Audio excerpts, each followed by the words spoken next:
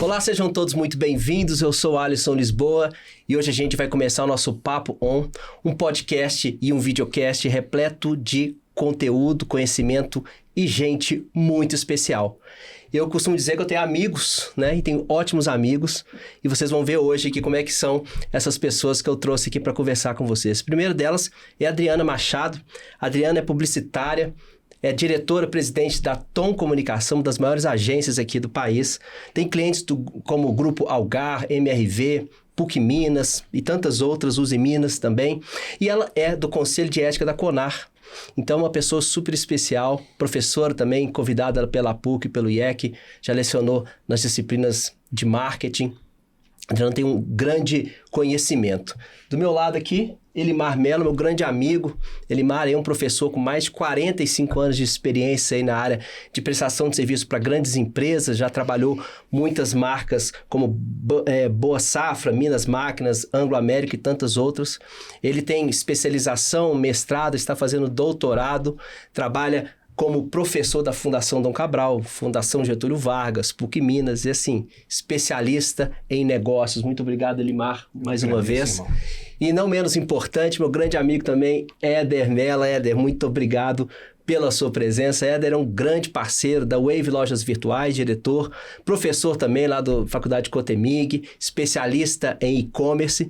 E a gente está aqui para bater um papo para falar de inovação, falar de transformação digital, falar de comunicação, falar de marketing e provocar todo mundo aqui para a gente chegar num grande debate. Obrigado mais uma vez pela presença de todos e de toda, né?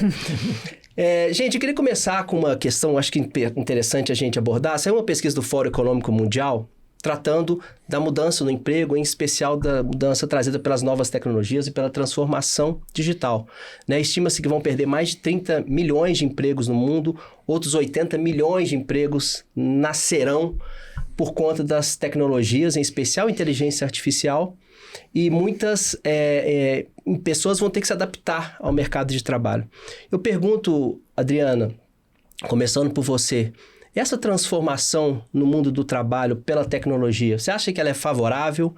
Você acha que ela é desfavorável? O que está acontecendo no mundo hoje que a gente está mudando tão rapidamente?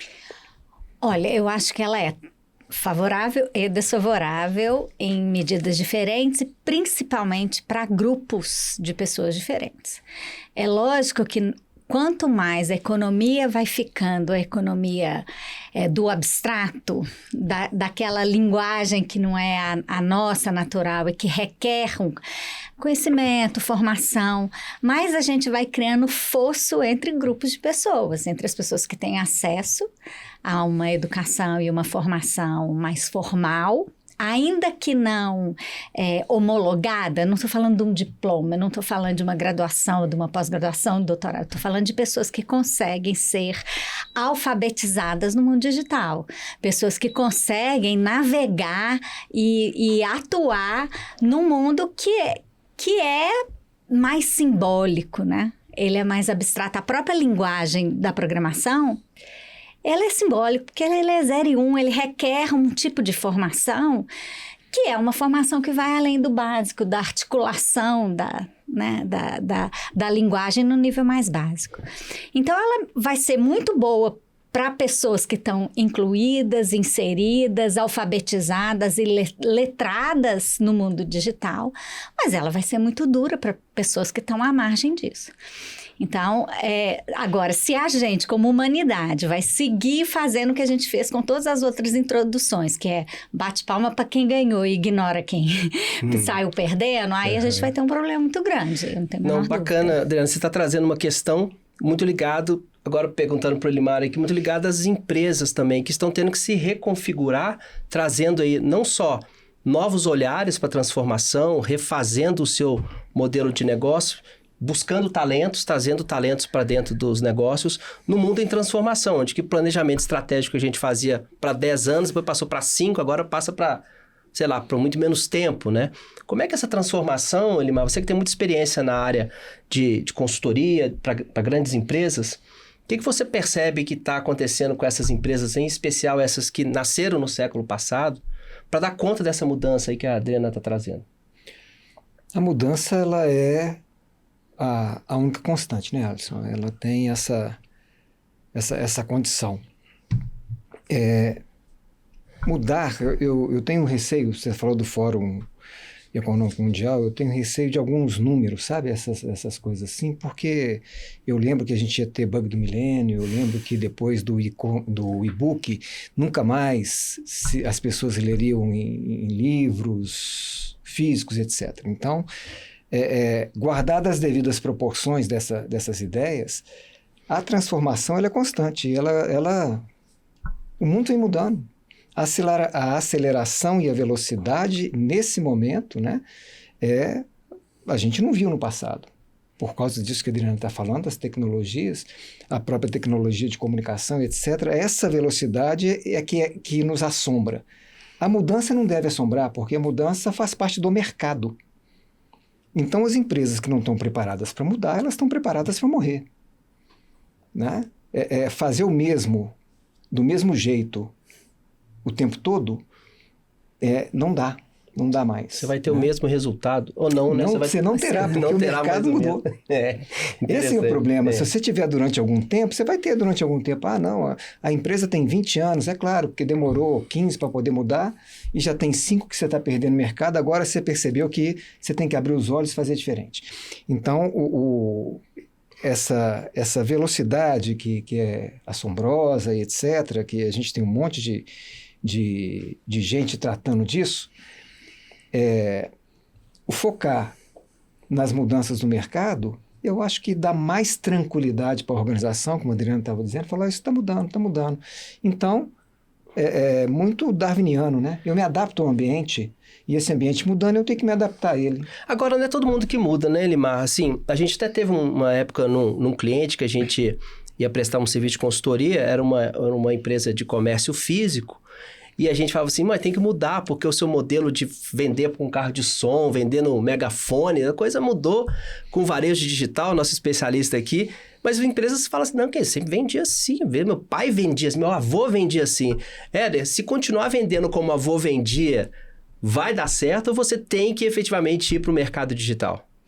Então, Alisson, eu vou pegar um gancho aqui de um outro especialista que uma vez falou algo que eu vou repassar aqui. Ele falou assim, quem ainda não está posicionado com a venda ou com o seu branding no digital, ele vai ver ano após ano e perdendo um incremento de vendas, ou então a retração. Porque nós e as pessoas que estão do nosso lado já estão no digital.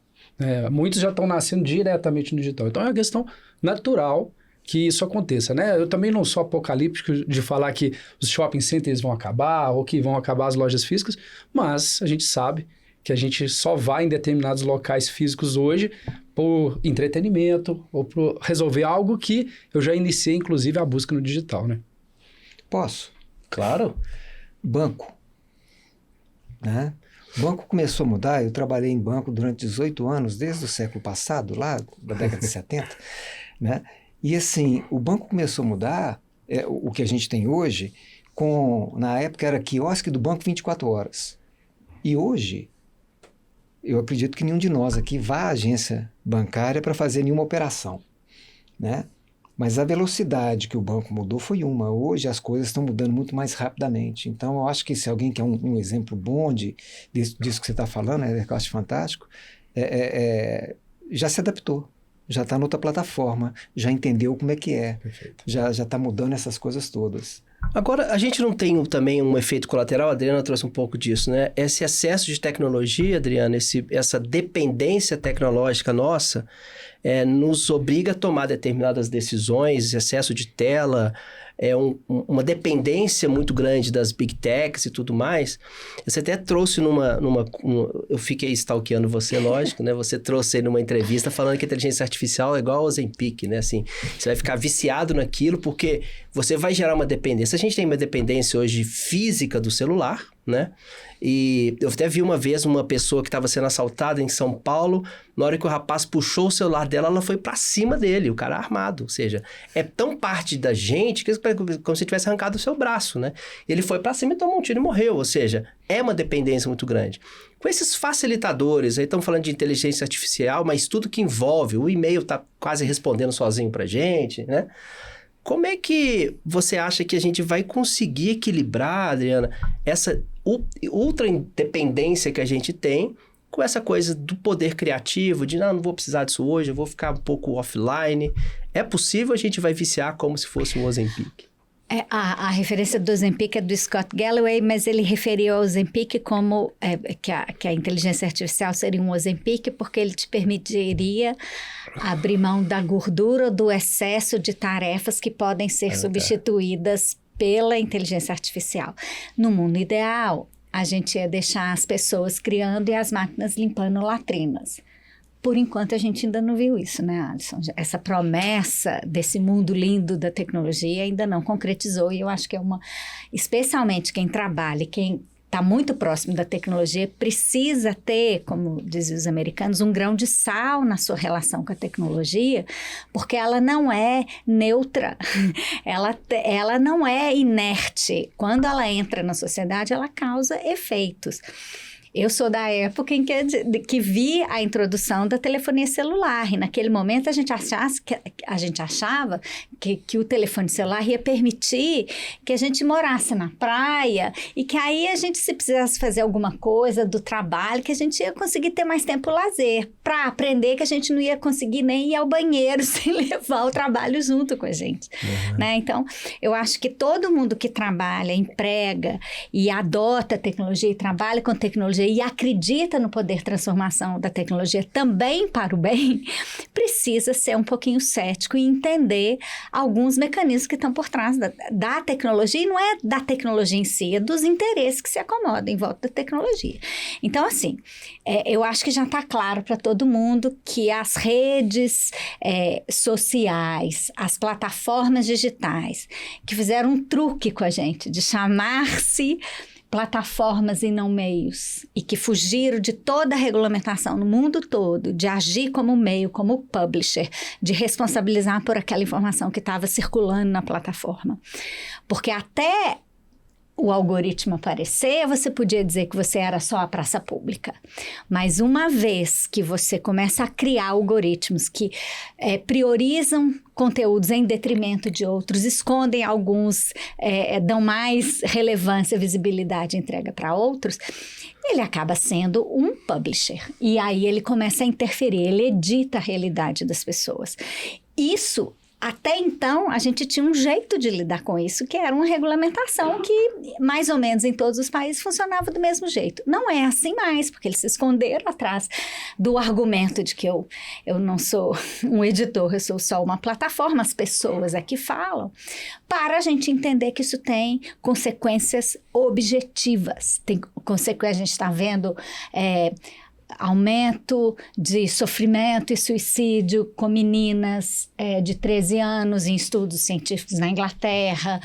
Para os meninos, homens estão sofrendo, os adolescentes estão sofrendo, porque aí a socialização é muito diferente, a chance de ser um cara engraçado, divertido e tal, e ser popular cai demais, porque as habilidades agora são só as habilidades estéticas, enfim, a aparência conta numa proporção, sempre contou, mas agora é a mesma coisa, né? Turbina, anaboliza de tal forma que você vai criando castas, né? Pessoas que se dão bem e pessoas que ficam expurgadas do convívio social. Então, assim,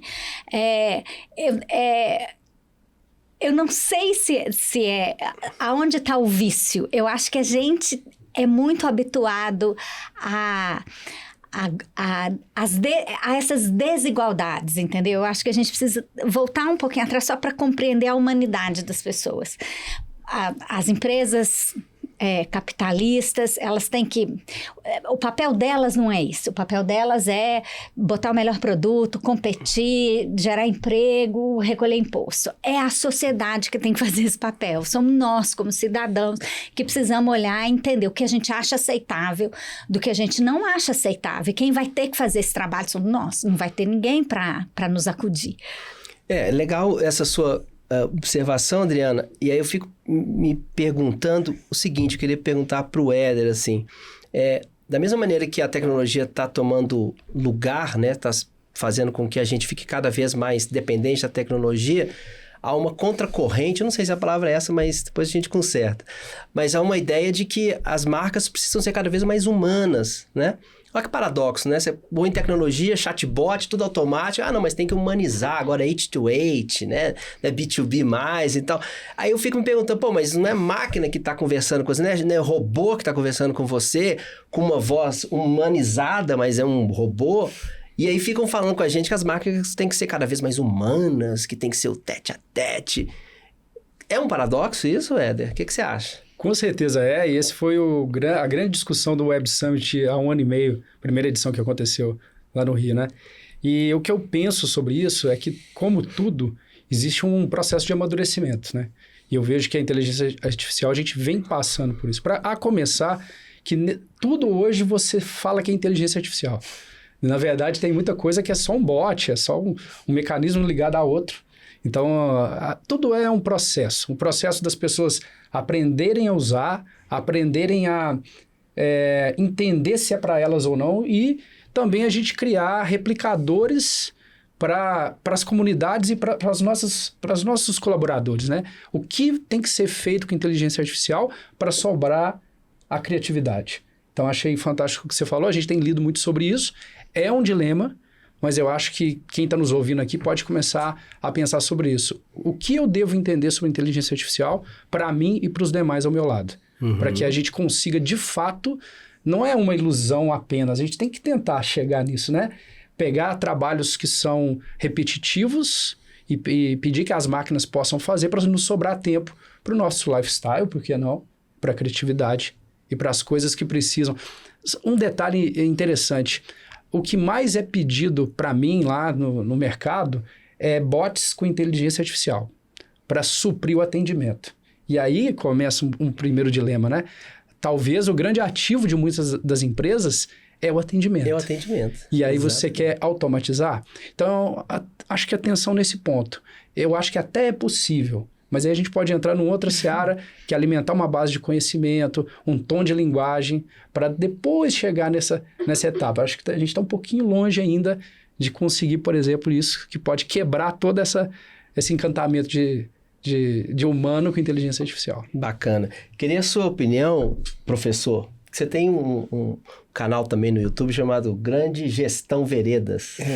Que é incrível, né? Para fazer uma brincadeira aí com Guimarães Rosa. E eu queria entender, assim, por que você acha, ou o que você acha sobre essa questão que o Éder está trazendo, desse paradoxo, né? Como eu falei, da inteligência artificial, das tecnologias de maneira geral, em um mundo onde a gente precisa dar um passo atrás e começar a olhar as marcas como pessoas, como relacionamento. Olha, Alisson, em medida de economia, na hora que você pensa em ciência econômica, a evolução que a gente teve desde a Revolução Industrial, a fase agrícola, a fase industrial e agora a dita fase do conhecimento, a economia que passou de produto e passou para a economia de serviços, agora ela é chamada de economia da experiência. Porque as organizações passaram a colocar esse vocábulo e tratar tudo como uma experiência. Isso é uma grande mentira. Né? Então a gente tem que pensar no que é, no que não é. Mas isso é muito difícil. Porque seja na plataforma, seja no que for, a oferta ela vem com esse apelido, porque isso vende, isso convence. Então, a gente tirar o que é disso é mais complicado. Mas quando o Éder coloca, olha, a gente tem que saber aonde colocar a inteligência.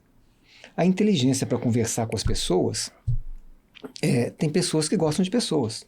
Tem pessoas que não querem ver as pessoas por perto. Por uma série de circunstâncias, pode ser até mesmo por ela ser de uma geração que teve pouco hábito de lidar com as pessoas. Geração mais novas, pelo menos do que a minha, talvez que a sua. Né? Mas não quer dizer que isso não seja necessário, porque é fundamental que as pessoas reajam diante de gente, e não diante só de máquina. E quando a gente observa isso no cotidiano, as pessoas que são menos remuneradas são as do atendimento, aquelas que têm a possibilidade de perder o cliente mais rapidamente, ou prospect. Seja o que for. Então, tá na ponta ali, né? É quem está com o umbigo no balcão, é quem está resolvendo aquilo ali. Então, E são as menos remuneradas, são as que treinam menos, e são aquelas que eu acho que eu posso substituir pela inteligência artificial, pelo robô, seja o que for, que vai fazer essa conversa. Há muitos anos atrás, a gente ligava e falava com uma unidade de resposta audível, né? uma URA, e que já era um porre. Hoje você fala com uma URA através do WhatsApp, etc., alguma coisa similar, e que é menos desagradável. Vou até colocar assim, é menos desagradável por essa coisa que você falou de humanizar. Que é uma outra coisa, também um outro verbete usado desqualificadamente, porque isso não é humanizar, né? Isso é uma caricatura da humanização, né? Um avatar da... Eu acho que é por aí. Você faz uma caricatura dizendo que você melhora a aparência, melhora a voz, articula melhor, então você minimiza o impacto da máquina naquela conversa, naquela interação. Mas a lógica de humanizar tem muito mais a ver em colocar, e eu faço essa diferença, não a aparência, como a Éder colocou, mas colocar a emoção.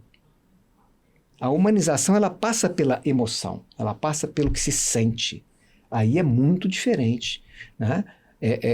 Você pode até programar as máquinas para fazerem perguntas, para interagir num nível de buscar elementos de sentimento. Já existem alguns, né, que pelo seu olhar, pela alguma coisa, pelo seu gesto, consegue captar se está irritado, não está, e assim por diante. Então, isso é possível você, como é que fala?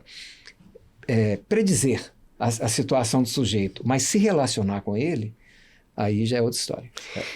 Eu fico achando, você está falando essa coisa da linguagem, dos nomes que a gente dá, isso acaba pautando muito a conversa. Eu acho que o próprio nome, você está falando de humanização, no fundo é uma automatização e é uma desumanização porque você quer uma previsibilidade que você nunca terá com o ser humano. É porque a gente escolhe, por circunstâncias outras, ser humanos para fazer o atendimento que não tem a formação e que são imprevisíveis porque são seres humanos. Então, o que você quer é uma segurança de garantir o mínimo. Assim, bobagem ele não vai falar, também não vai encantar ninguém, não vai resolver um grande problema, porque é da natureza de ser humano ser imprevisível, ser criativo, dar certo e dar errado, porque às vezes a gente erra feio, erra rude, né? Então, eu acho que um pouco essa coisa... O próprio nome inteligência artificial, né? O ideal era que a gente usasse o machine learning e não da inteligência, porque é da natureza da inteligência humana prospectar o que não foi,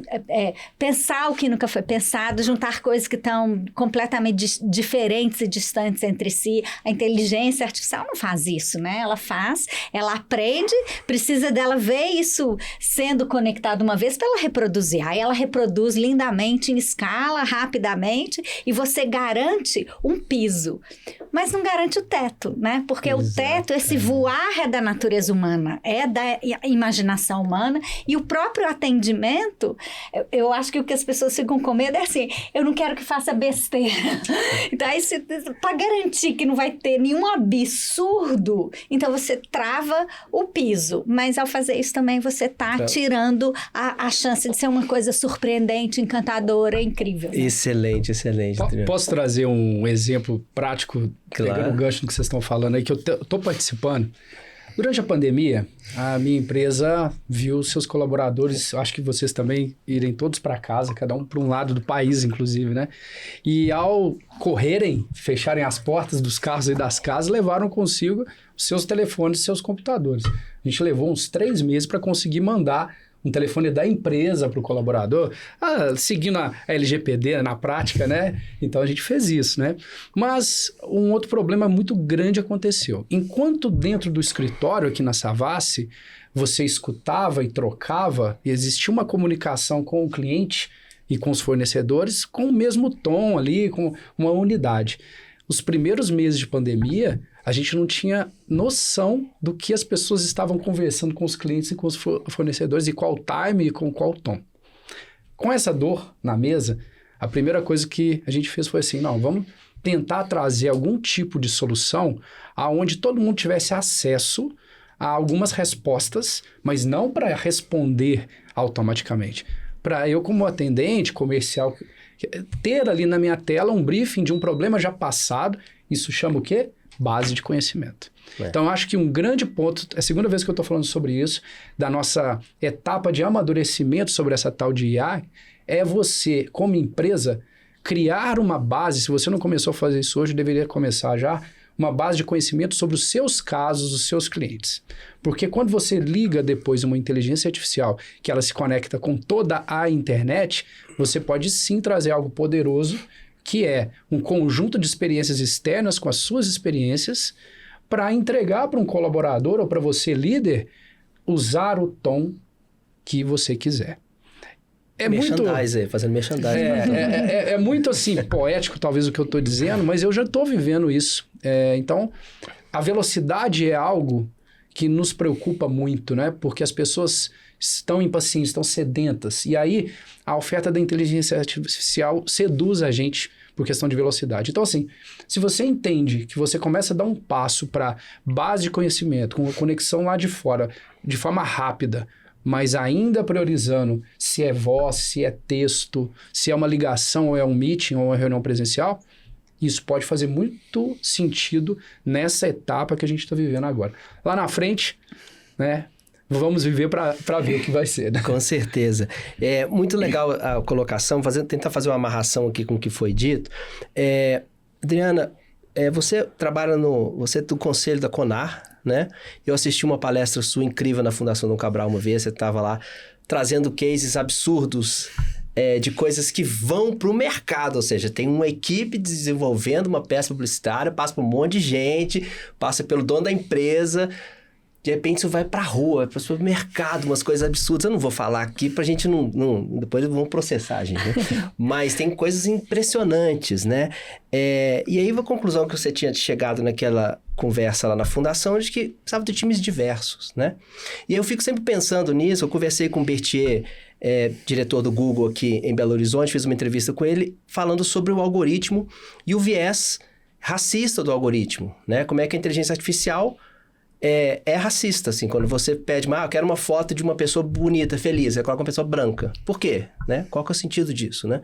Então, o algoritmo está sendo treinado por alguém que é racista. Eu pergunto, você acha que isso vai potencializar, ou seja, esses cases que você observa no CONAR, eu queria que você falasse um pouco desse trabalho, o que chega lá para você, você acha que isso vai se potencializar, uma vez que você vai usar essa velocidade que o Éder está trazendo, potencializada pela inteligência artificial, ou seja, não vou nem ver, já tá bom, vão fazer, vão lá e tal, e depois a gente vê o que acontece, ou seja, é menos olhar humano, crítico, em cima, por exemplo, de peças publicitárias? Olha, o CONAR é o Conselho Nacional de Autorregulamentação Publicitária. O que o CONAR tem de incrível é que ele demonstra que a autorregulação pode funcionar muito bem, porque o CONAR é um exemplo definitivamente muito bem sucedido no Brasil e tido como referência no mundo inteiro, inclusive dentre os CONARes, é respeitadíssimo e tal. Por que eu acho que ele funciona? Porque ele verdadeiramente tem todos os elos ali da cadeia publicitária presentes. Agências, anunciantes, veículos, sociedade civil, consumidor, qualquer pessoa aciona o CONAR, pode se queixar e pode abrir uma representação. A queixa de qualquer consumidor pode abrir uma representação que será julgada. O que eu acho que, no final das contas, vem acontecendo? Como a gente, com alguns anos de ESG aí na pauta, as empresas estão instadas a serem mais abertas a esses aspectos de representatividade verdadeira, né? De você, de fato, ser mais plural no seu pensamento, estão abrindo. Está na pauta essa questão de que é o seu repertório que faz a sua produção, é o que ele está chamando da base de conhecimento da empresa. Para qualquer ser humano, é o seu repertório que te faz produzir o que você produz, né? Você só vai... A criatividade é conectar ideias que estão separadas. Você só vai conectar ideias que você conheceu, porque as que você não conheceu, você não vai conectar. Perfeito. Então,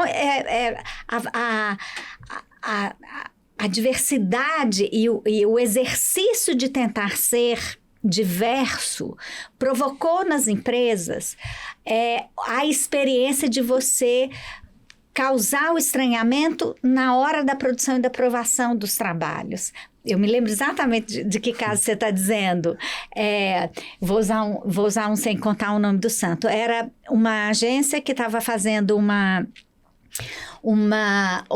campanha de Outubro Rosa, dizendo que faça uma mamografia que é igual fazer uma selfie. Falei assim, claro que a pessoa que criou, aprovou, autorizou isso, não tem nenhuma irmã para falar assim, não é assim, querido.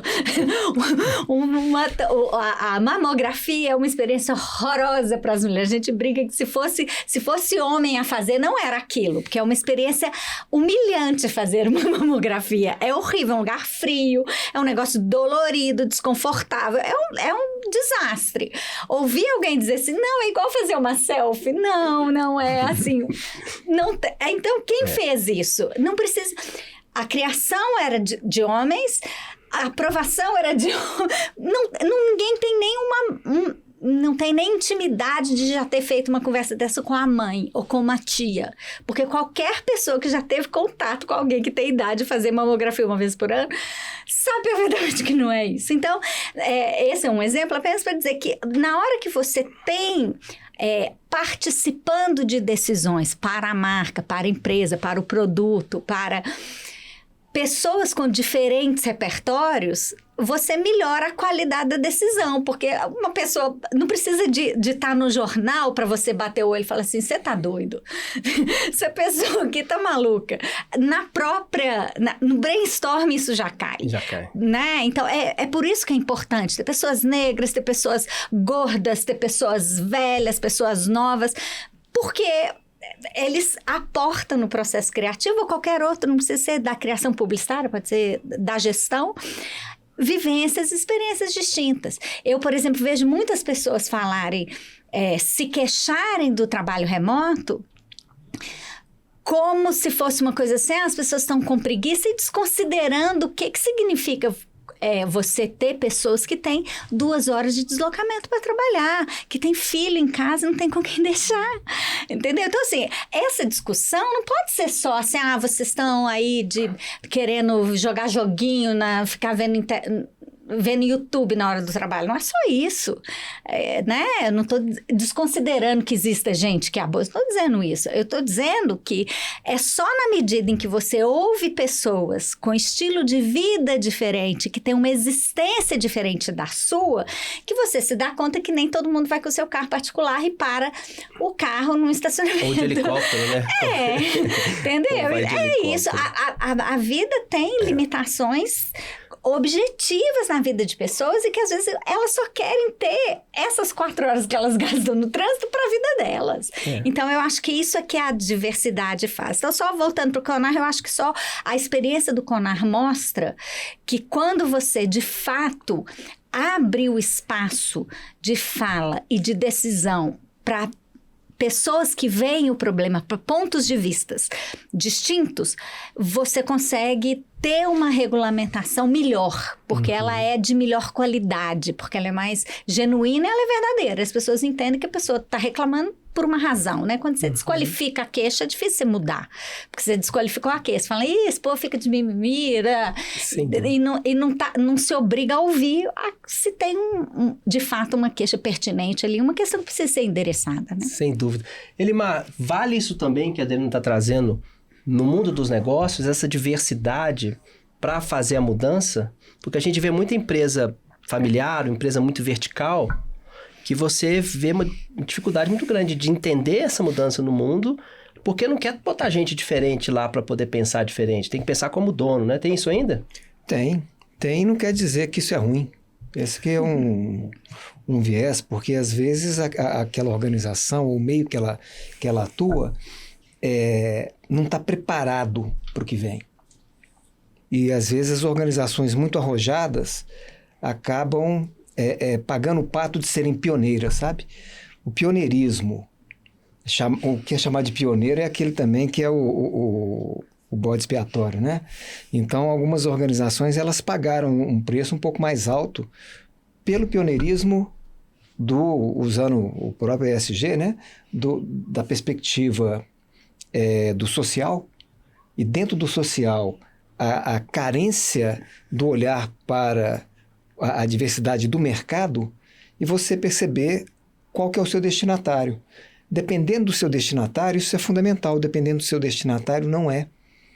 E as pessoas, aos poucos, vão percebendo isso. O que acontece é que a mudança, que eu falei que é a mudança do mercado, ela é social e o mercado vai acompanhando, ou vai pior ainda, né? O mercado não acompanha, o mercado é que provoca isso.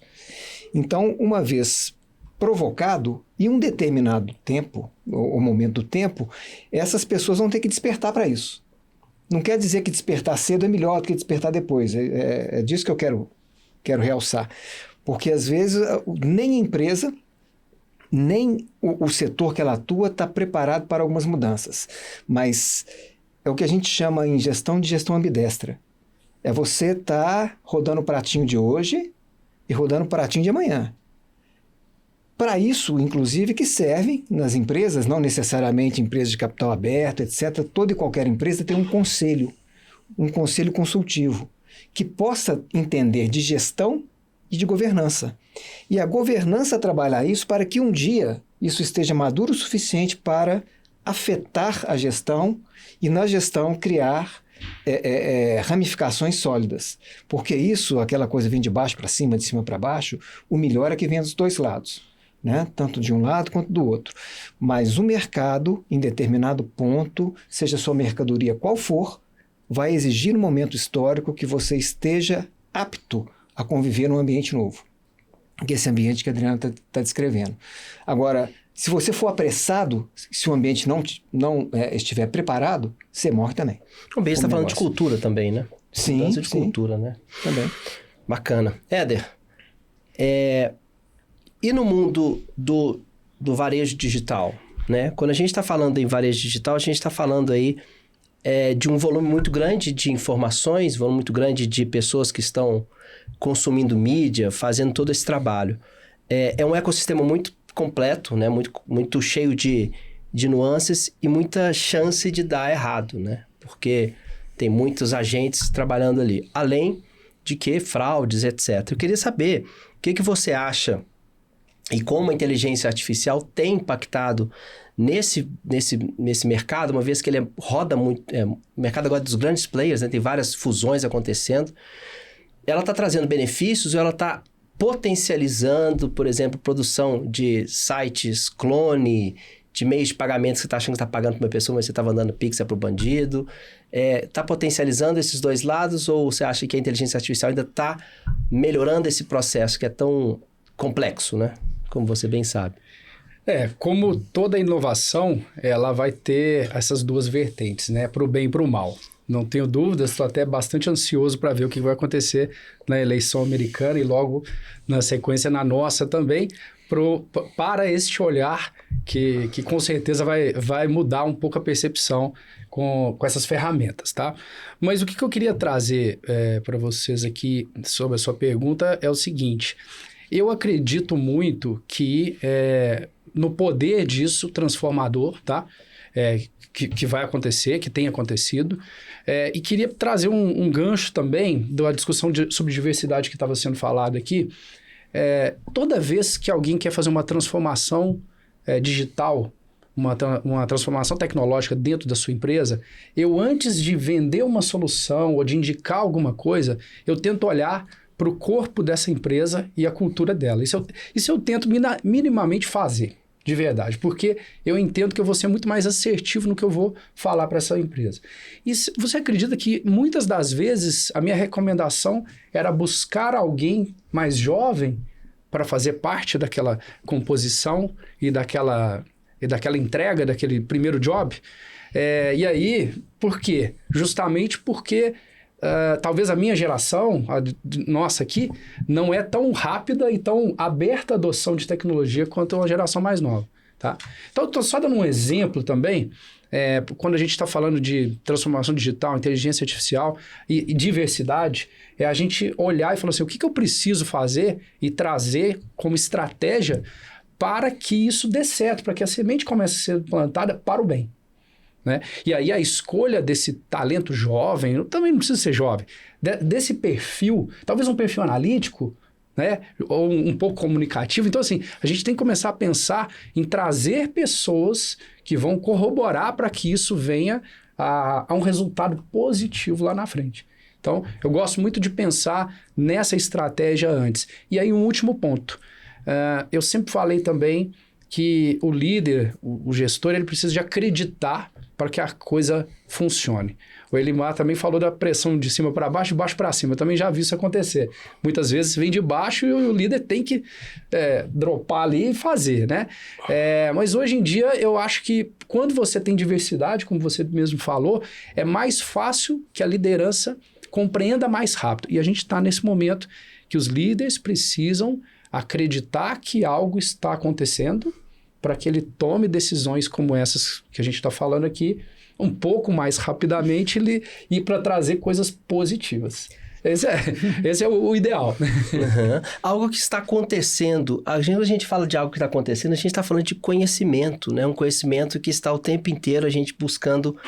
A gente que é professor, todo mundo aqui estuda muito, lê muito, né?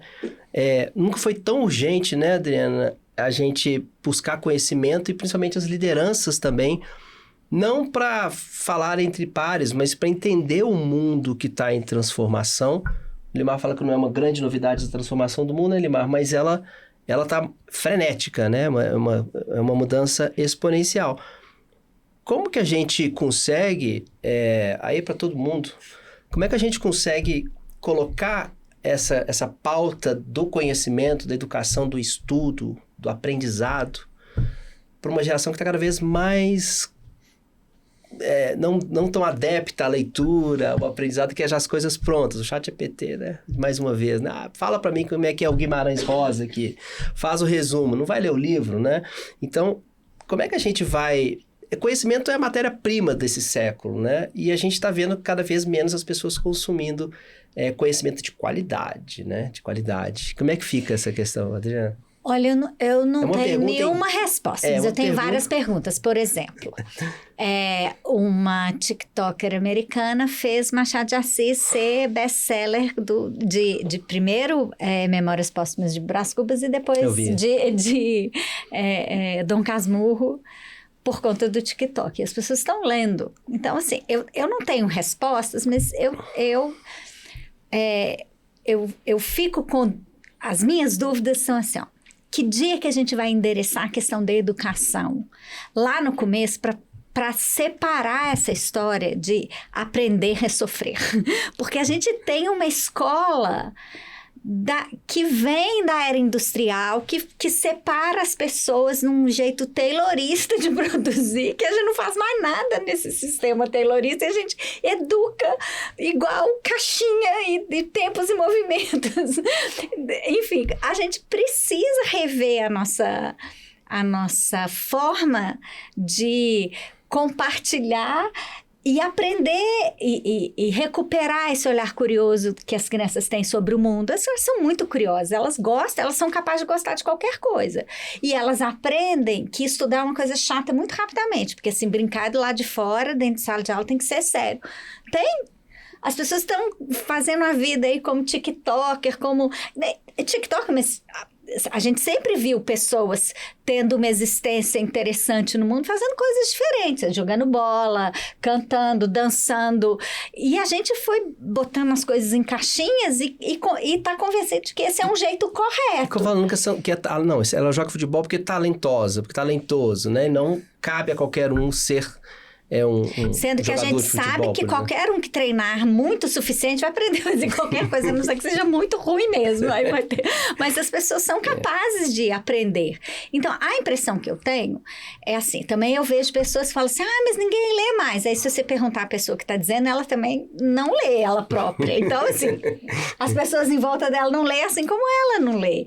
Então, a impressão que eu tenho é que a gente também precisa ter um olhar assim, mais real daquilo que é possível esperar das pessoas. Os seres humanos têm coisas que eles gostam de fazer, tem coisas que eles não gostam de fazer, algumas coisas a gente faz por obrigação civilizatória mesmo. Ninguém gosta de pagar imposto, a gente paga, porque é um pacto. A gente também não gosta que um sinal mande se a gente vai parar, diminuir ou passar. É um pacto civilizatório. Eu acho que a gente tem que ampliar esse pacto para ser mais generoso nas outras formas de existência. Porque a gente fica querendo que todo mundo concorde com a gente, que seja...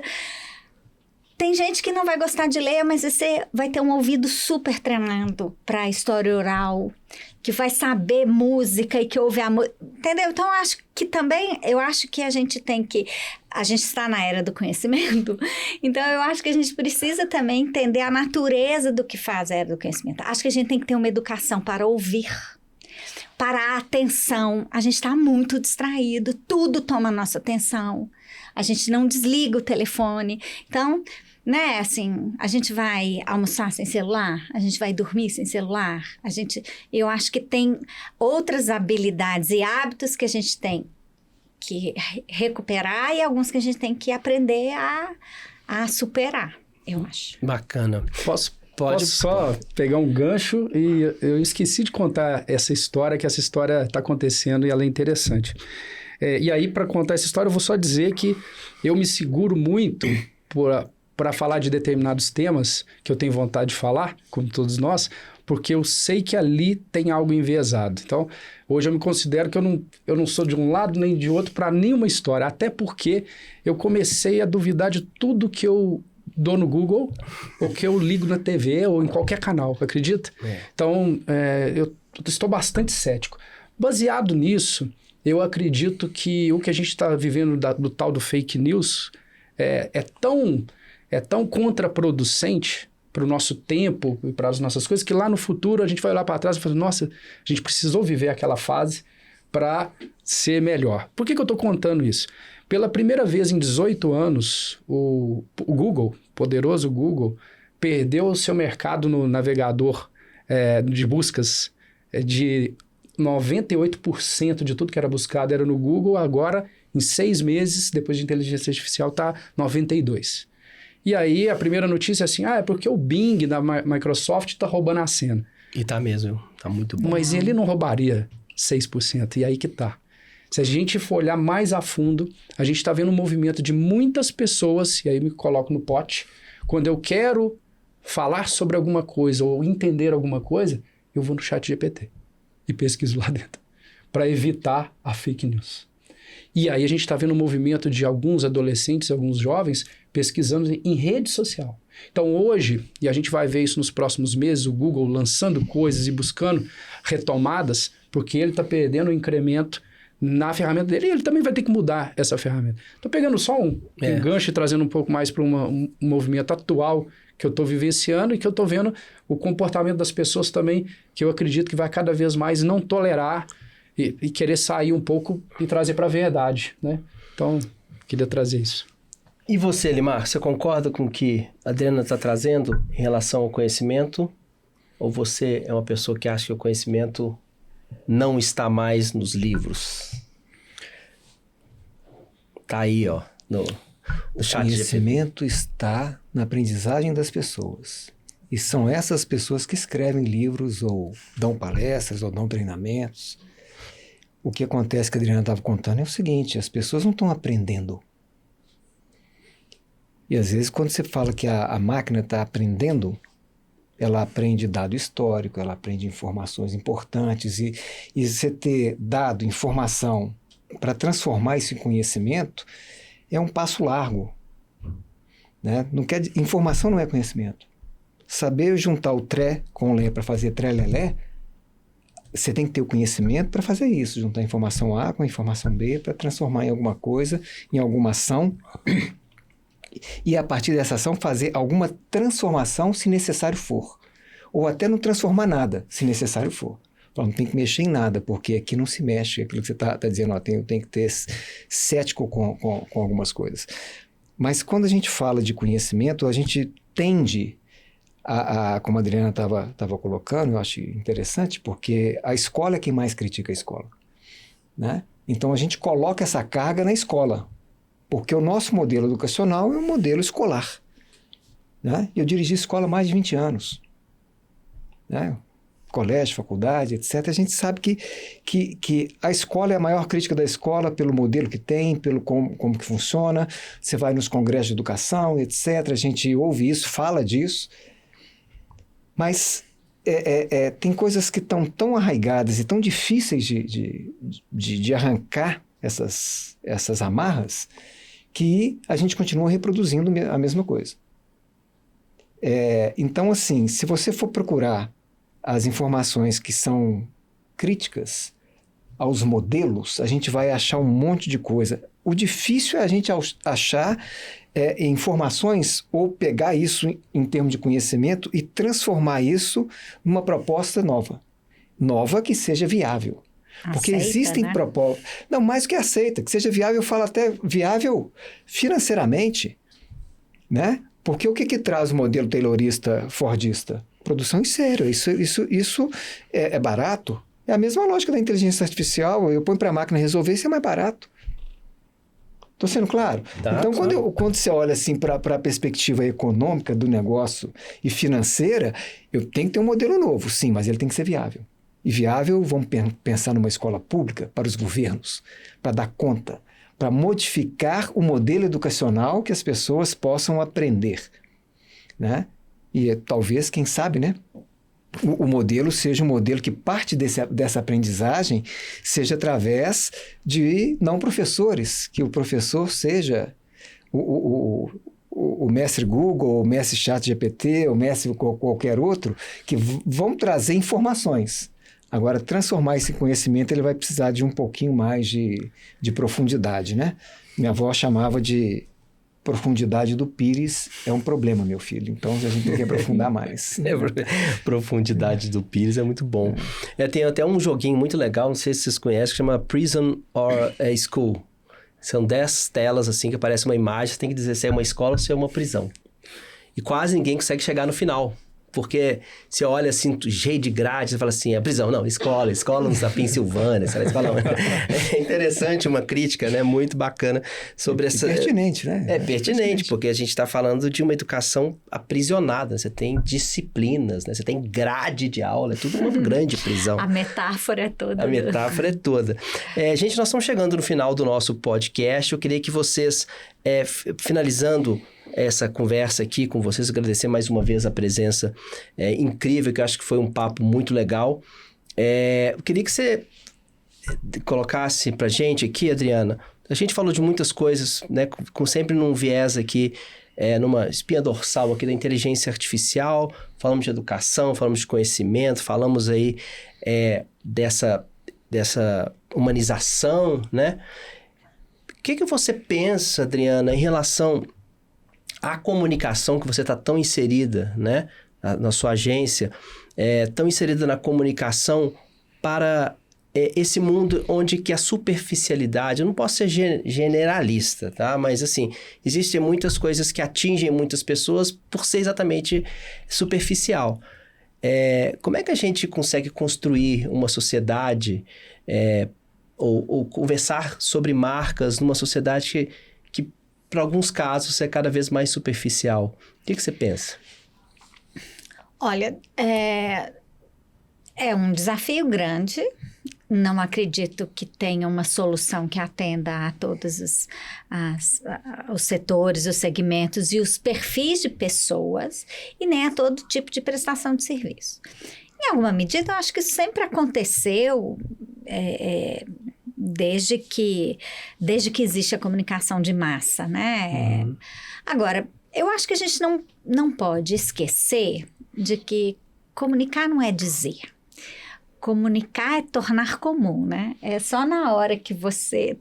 É um diálogo, né? Em que alguém fala e o outro responde. Eu acho que se teve uma grande contribuição da digitalização, assim, da adoção intensiva de tecnologia e nas suas diversas manifestações, de rede social, a chats, a bots de resposta, é que a gente viveu uma época de adoção de meios de comunicação de massa em que só o emissor falava e ouvir a audiência era muito complicado. Você precisava daquele sujeitinho diligente que mandava uma carta para a redação, que telefonava para a rádio, né?